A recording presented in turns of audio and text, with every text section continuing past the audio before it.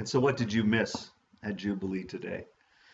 Well, you missed us trying to cram a whole lot into one worship service. And maybe we tried to do too much. You see, 2 days ago was the Feast of the Epiphany, January 6th. And so we read from Matthew's Gospel, and we heard the story of the Magi. We heard of them finding Herod and coming to find the baby Jesus in the manger. We heard of them bringing their gifts, following a star. We embraced all of that today. We celebrated the Feast of the Epiphany. But the struggle for us is today also, following the election, today is also the day to celebrate the baptism of Jesus. The baptism by John in the River Jordan. The baptism of an adult Jesus. I mean, he was just born the other day, and now all of a sudden we're baptizing a grown man. They grow up so fast. So we decided to grow up so fast as well. We looked at the two stories and we wondered why we'd have to have them so close together. Why couldn't we just take the baptism of Jesus and put it off into the summer when nothing else is happening? We could celebrate it outside, we could have water.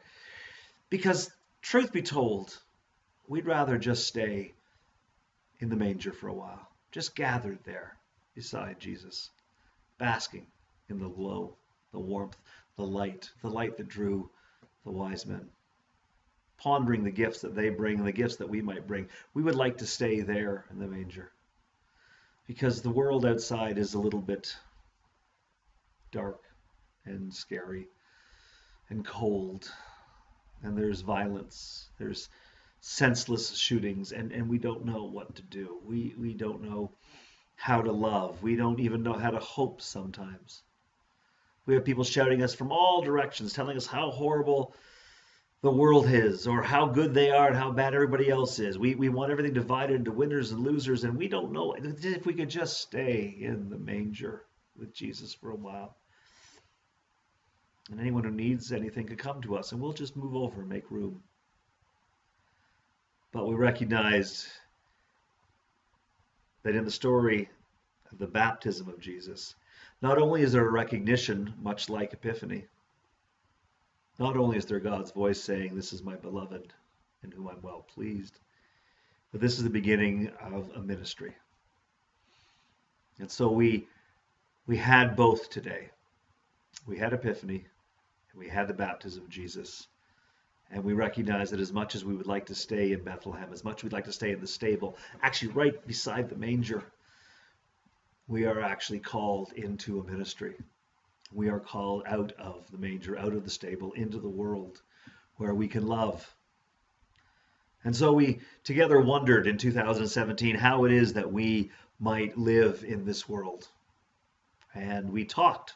In fact, I went around and people spoke quite freely about what we're willing to risk in 2017, how we're willing to love extravagantly. You know, doing those things that people go, "Oh, really? Are you serious? Don't you know there's no hope?" We talked about risking, loving extravagantly, and we also talked about our responsibility as Christians to live hopefully. And so we talked about what that could mean. And some of us committed ourselves to risking and loving and living hopefully. And then we rejoiced because we realized that we're not alone. We have each other. But more than that, we have the presence of God.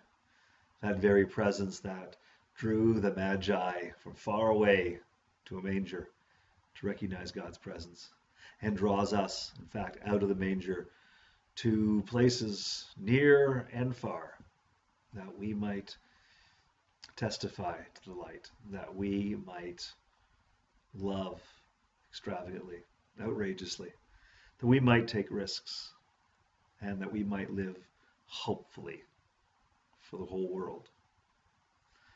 Oh, and then when people left today, they got a star. A star with a word on it. Seemed almost a random word. Dedicated, drama, cooking, all sorts of wonderful words. And people were invited to take those stars with them and to meditate on them for the next few months. We have a board in the foyer, and we ask people to write their thoughts as they meditate on that word and what that word means to them this week, next month.